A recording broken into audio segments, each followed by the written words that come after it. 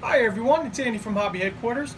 Today we're going to be building the 1/35th scale Tamiya Matilda 3/4.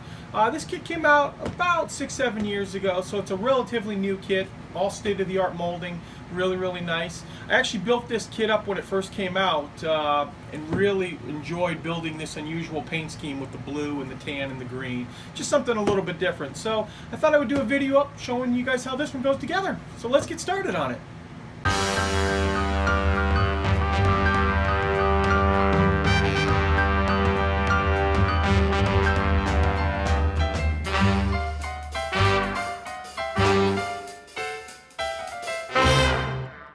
The Matilda II was an excellent cutting-edge tank for its time at the beginning of World War II. It had very thick armor. In fact, the frontal armor as well as the turret were all cast and were very thick and were designed to defeat any 37mm anti-tank round. The German army in North Africa was forced to use its 88mm flak guns horizontally to knock out Matildas at range.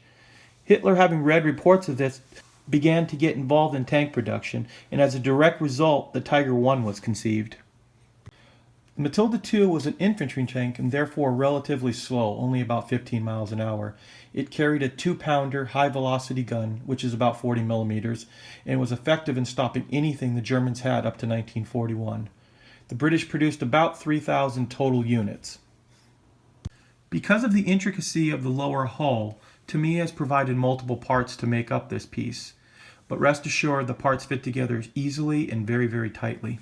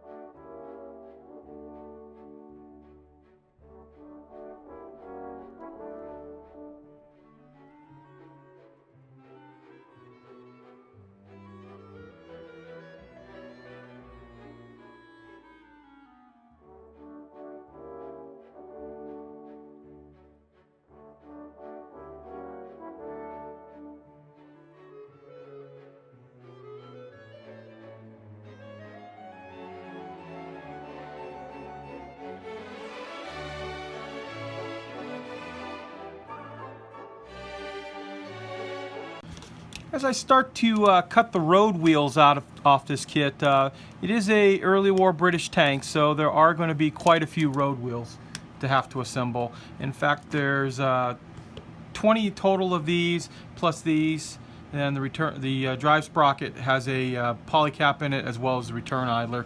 Also, Tamiya gives you two types of tracks included in this kit: link and length, which actually look pretty nice because they're not super detailed in real life. And then they also have a set of rubber bands, which I haven't really decided which one we'll use next on this kit.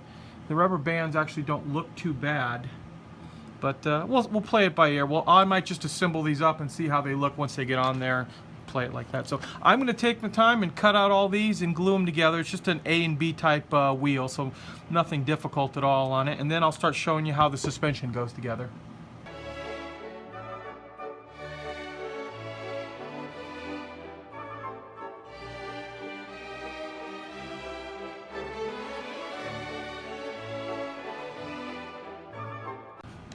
I'm going to take the next couple of minutes to show you guys the 4 different types of suspension that go into making this kit.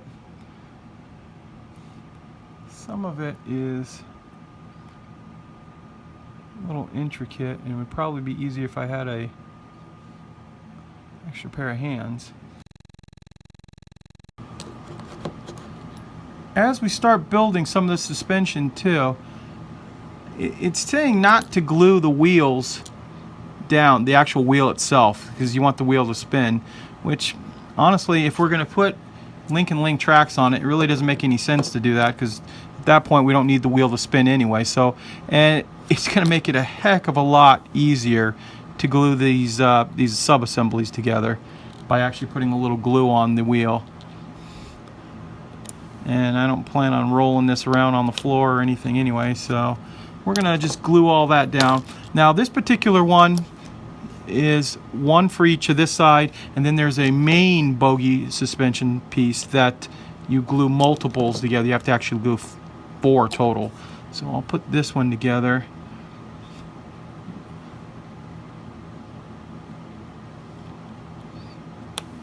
That just snaps right in there. And then I'll show you the big one here as well, which once again, like I said, we're going to put the glue on the wheel, just a touch. Because if you don't, the wheels start popping off, especially when you have 4 of them like this. Just that tiny bit of adhesion really helps out.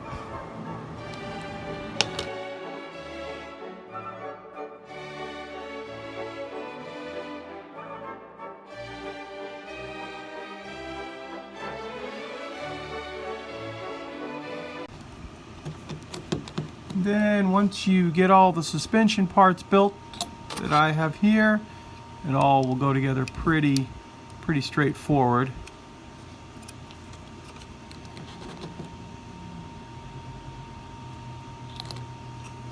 Sometimes when these movable parts can get a little bit tricky to hold on to both sides, but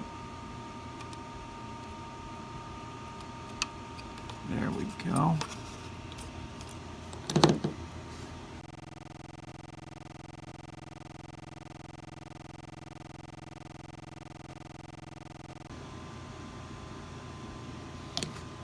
And try to put a little bit extra glue on these areas just so that you have a really good contact. That way you don't have to worry about when you're putting tracks on or anything later on that you're going to accidentally put too much stress on it and break the track piece or break one of the suspension arms off on it.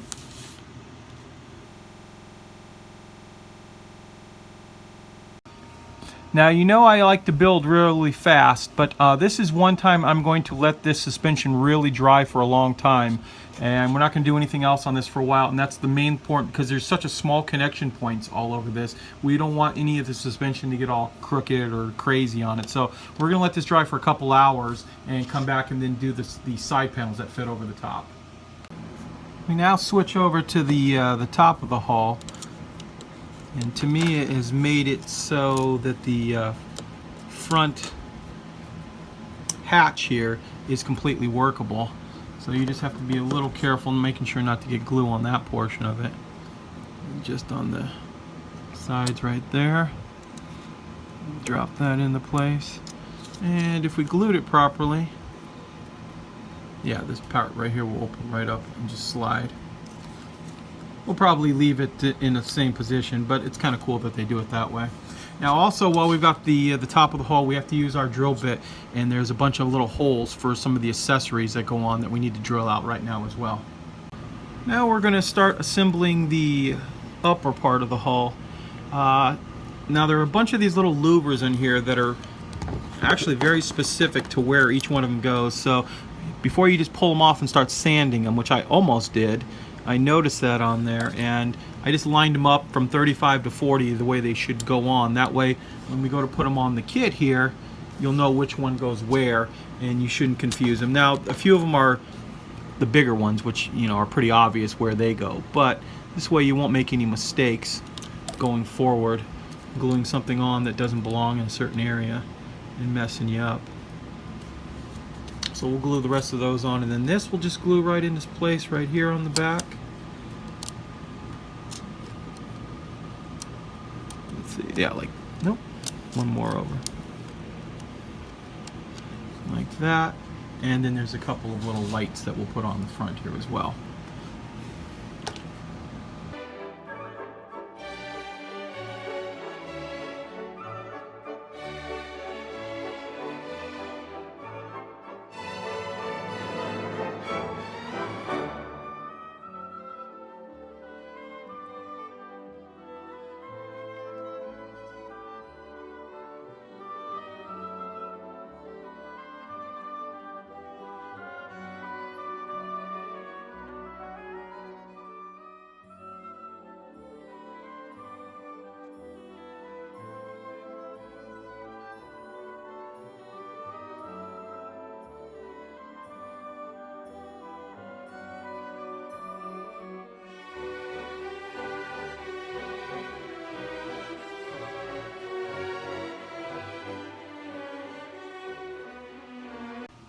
Let me show you what I've done so far.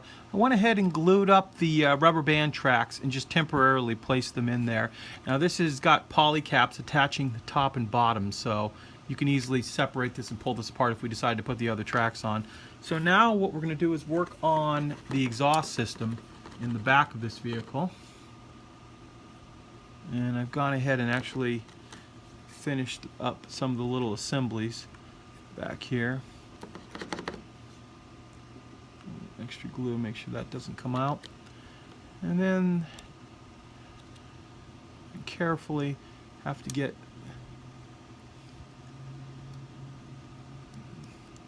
this exhaust pipe in the back through there. So I think it'll fit okay.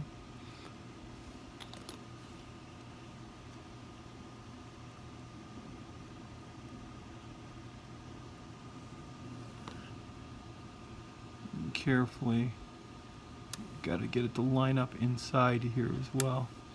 There it goes.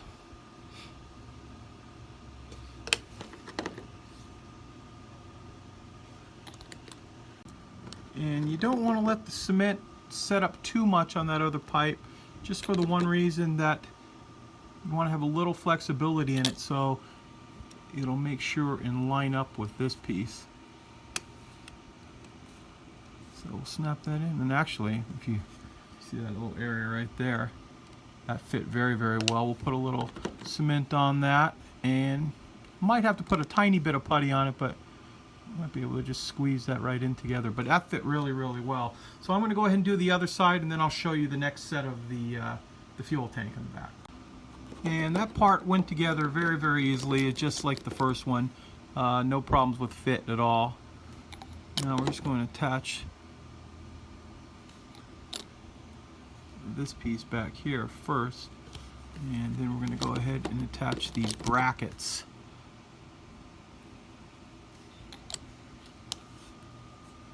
And you really want to be careful that you put these in the right way, because if you don't, it's going to be upside down and you'll never get it in to look right. So yeah, the little tiny wing nuts go up on top.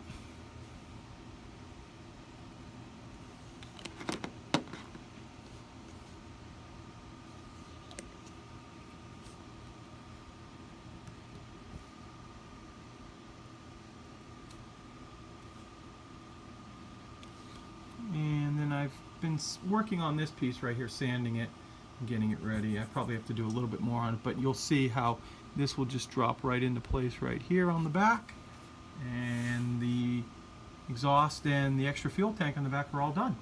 Here we are putting on the rest of the parts that go on for the side armor. And these are the actual little return rollers that go inside that'll support the top of the track. And once we've put that all together, this will slide right up inside here. Now I'm debating about holding off. I'm probably not going to glue this right away until I do a little more research going forward, because I can't remember on when I built this kit the first time. I do have to paint some kind of elaborate looking things, which I do want this attached, but the tracks are not able to come off now because with the exhaust system in the back here is all hooked together from top to bottom. So, and I don't mind keeping the rubber bands on, but I want to make sure I'm going to be able to paint them properly. Whereas with this off, I can still get those off. So I'm probably going to hold off on putting this on to the very last. We're going to start construction on the turret now. This is the mantlet and the 40mm gun. They've all slide molded, so that makes it very nice. Glue on that. They've also slide molded the barrel for the machine gun, the coaxial one. So we're going to put some cement up in there.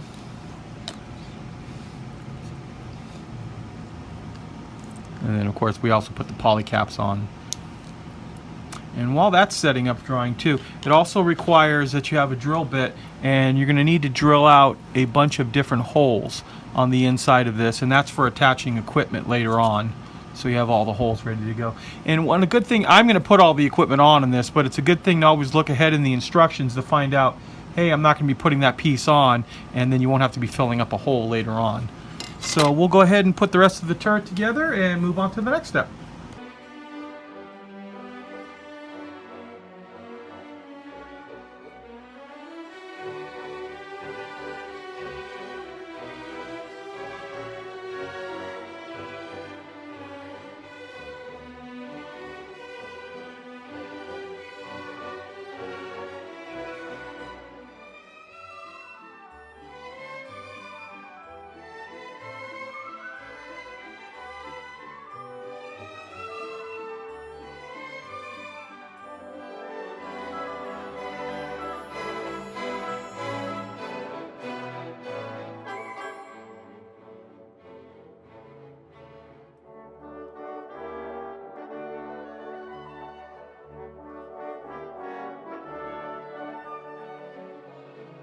I've finished up putting on all the little parts all over the turret. As you can see right here, we left the main hatch open as well too.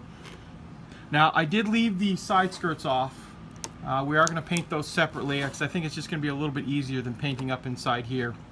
And we'll go ahead and glue those on at a later time. Just to kind of give you a once over on the thing, we also left off most of the bigger tools because they'll be a little bit easier to paint offside the vehicle and then just glue them on, as well as the extra track up in front as well. So I'm going to go ahead and put a coat of NATO black on this for its shadow coat and completely do the entire vehicle right now.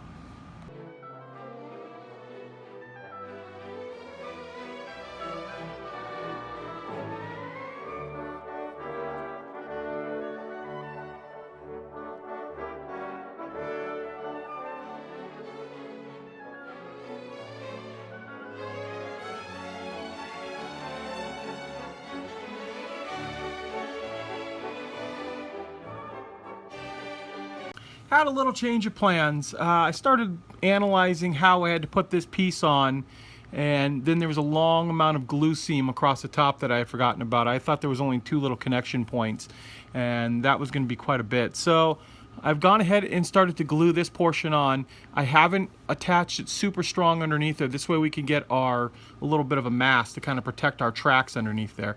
Now the type of vehicle we're painting is going to start from about here to about here is all going to be the desert yellow. So we'll go ahead and paint the desert yellow on the bottom and the little bit that goes on the turret right now.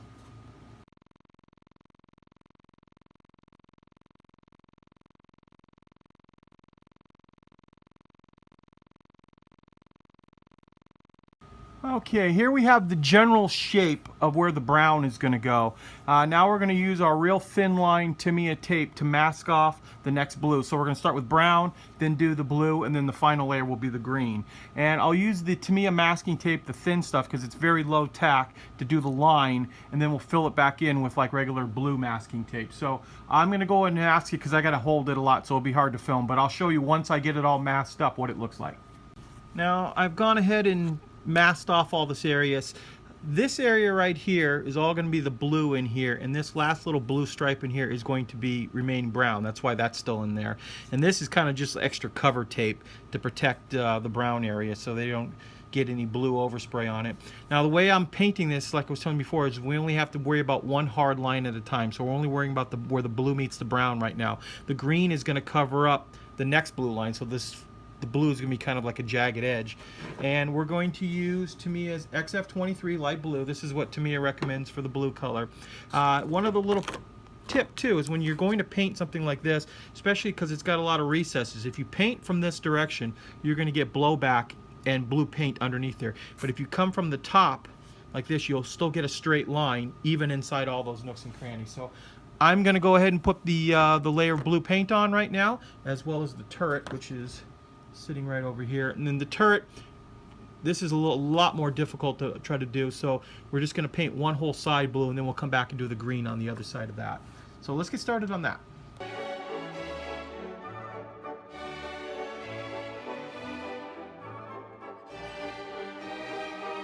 And here we go. I immediately like to pull tape the second I'm done painting, and the reason I do that is the longer tape sits on the model, the more likely it is to pull up your other paint job underneath. So we got that off right away. You can see we get a nice straight line on it. If there's any areas that we need to, we could always touch up later on. But I think it's going to be good. Now don't forget, all this area in here is going to be green, so that's why there's still a little bit of the black-white of undercoat, and then all this is not got a strong line. Now I left this blue piece on because we want that to remain brown for now. So now that we've got this area done, we're going to go ahead and mask off the entire thing for the green coat. I've got the most of the mask on here right now to do the green layer. In some areas I'm actually going to use, because it's so hard to get tape in this area, I'm actually just going to use a 3x5 card cut down to help any of the extra overspray. So I'm going to take the green right now, and it's XF's 26 dark green with 1 drop of black per 5 drops of the green, just to darken it ever so slightly. So I'm going to go ahead and paint that now, and then I'll come back after that because it's just going to be too hard to try to show you all that and holding all the masks and all the other things in place. Well, here we go. This is the the vehicle all painted up. Now I also sprayed a coat of dull coat on top of it too, so we can let that dry so we can start working on the decals. And I think the lines came out pretty good. Anywhere there's any little flubs or anything, don't always have to worry about that, because a lot of it's going to get covered up under weathering. Although I think I'm pretty happy with the way that came out.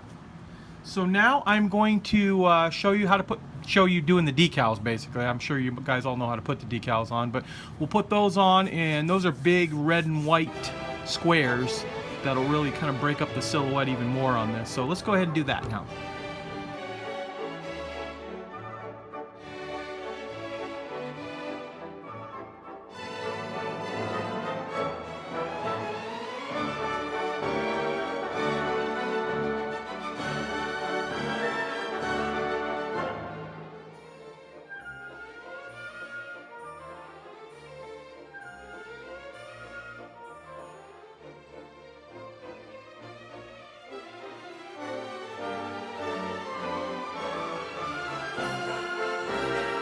Now that we've got the decals in place, you're going to see there's a lot of little ripples and bubbles and rivets that are popping up underneath here. So these are going to probably take about 4 or 5 good coats of microsol, and microsol will soften the decals and get it just to lay down really flat and go around any type of rivets on that. So I'm going to put the first coat of microsol on. The thing is with microsol, once you put it on, you don't want to touch the decal at all because it really softens it a lot. So you just want to leave it alone, let it fully dry, so even if it wrinkles, just walk away from it and come back later and put another coat on, and that'll soften it. In enough time, the decal will just flow right into place. Also, it helps to put the decal in the right place, which I fixed here and lower it down. So just using a soft brush, just dip it in the microsol. One wet coat. A couple brushes. And then just leave it.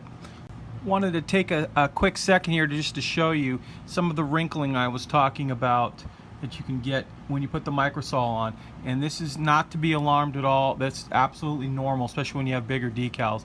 Just let it completely dry and just put another coat on top of it. If you ever get an air bubble in there, what you can do is just poke it with a little needle, then put a coat of the microsol on top of it and just leave it and just let it keep building and building it. And then I will show you after we do about 3 or 4 more coats of this, letting it dry for about 15 minutes in between each coat, and come back and let you see what it looks like. Okay, now we're going to do a little chipping on the upper hull, and we're using our chipping color, which is a mixture of browns and blacks, and you can really adjust this quite a bit. And then just using a real fine brush, we're going to just start making some of the chips.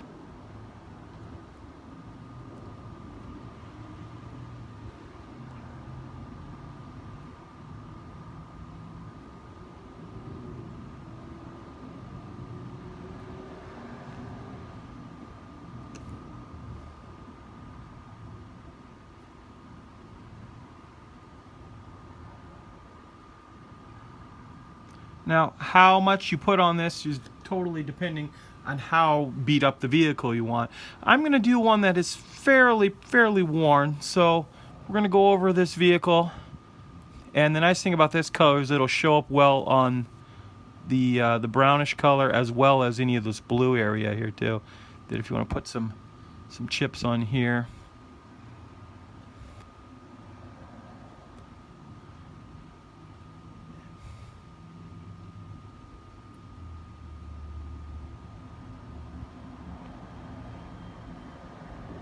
And obviously the chips are going to show up in places that would have high amounts of wear, especially on an edge that is, you know, guys are dragging stuff across, or things are falling over, just things like that. So hopefully that gives you a general idea, and I'm going to do a little bit more on it, but I'm going to go ahead and finish up and do the rest of the vehicle, because it's kind of hard getting my hand in here between the camera so you don't see nothing but the back of my hand. So I'll finish up, chip up the rest of the vehicle.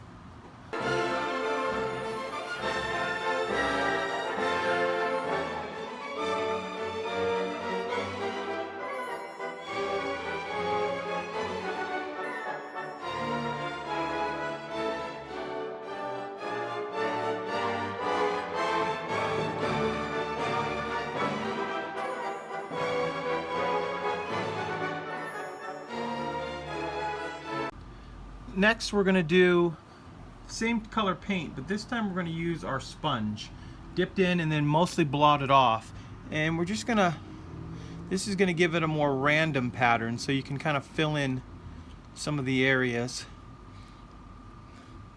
This will also give you nice scratches on the middle of a surface as well.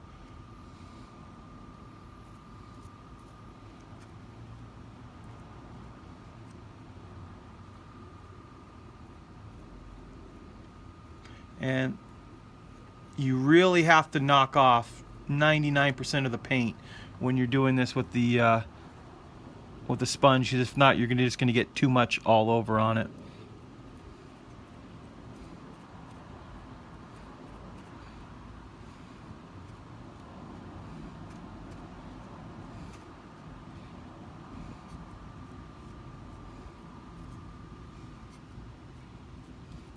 And the best thing to remember too is that this is your model. When you're building it, you can do it any way you want to do it. So if you want to beat it up a lot or if you want to leave it pristine, that is completely up to you. It's supposed to be an enjoyable, fun hobby, and that's why I like to do it.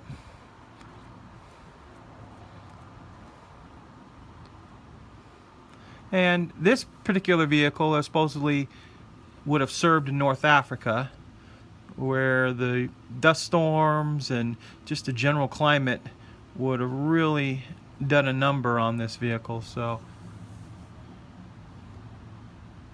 that's, now these are clean scratches now. So the next group of scratches we'll put on, I'll show you those next, will be another layer of scratches, and then we're going to put the dirt and dust and all the other grime on top of it. But we want the scratches there first so you can build the different layers over on it.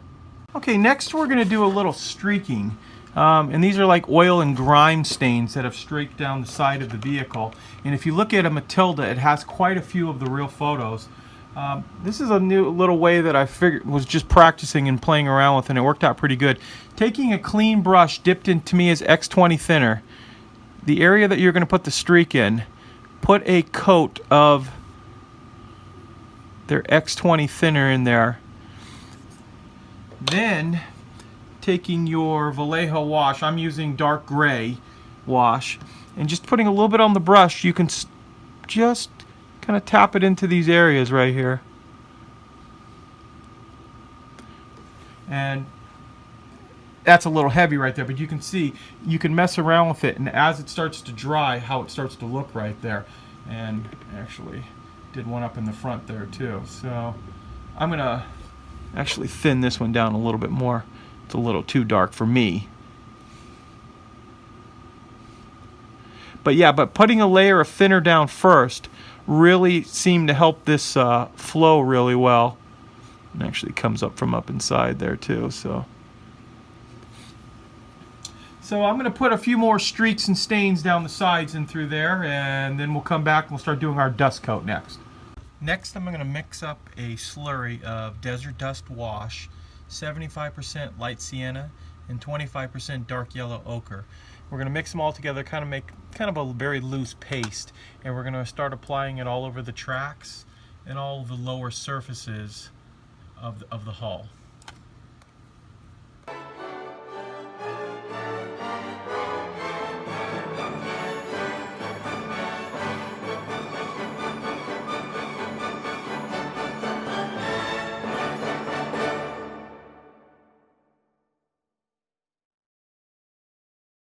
After this slurry dries, you can take off as much as you want with like a soft toothbrush or even a paintbrush to kind of knock it down in the areas.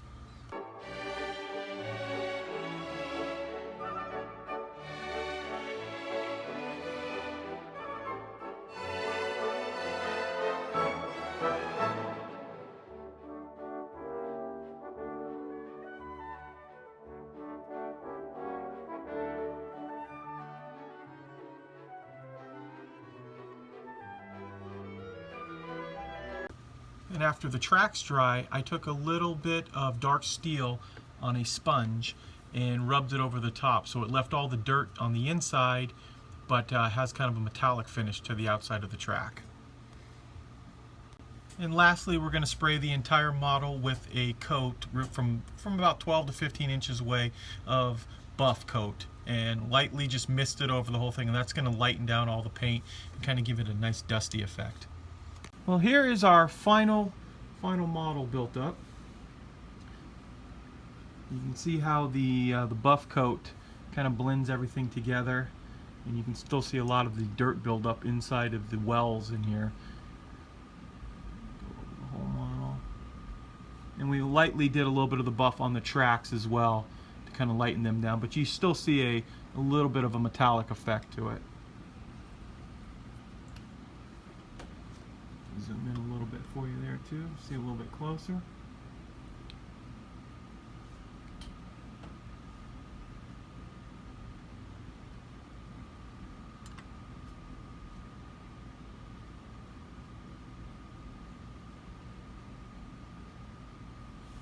So I want to thank you as always for watching, and please stay tuned because we have more models coming.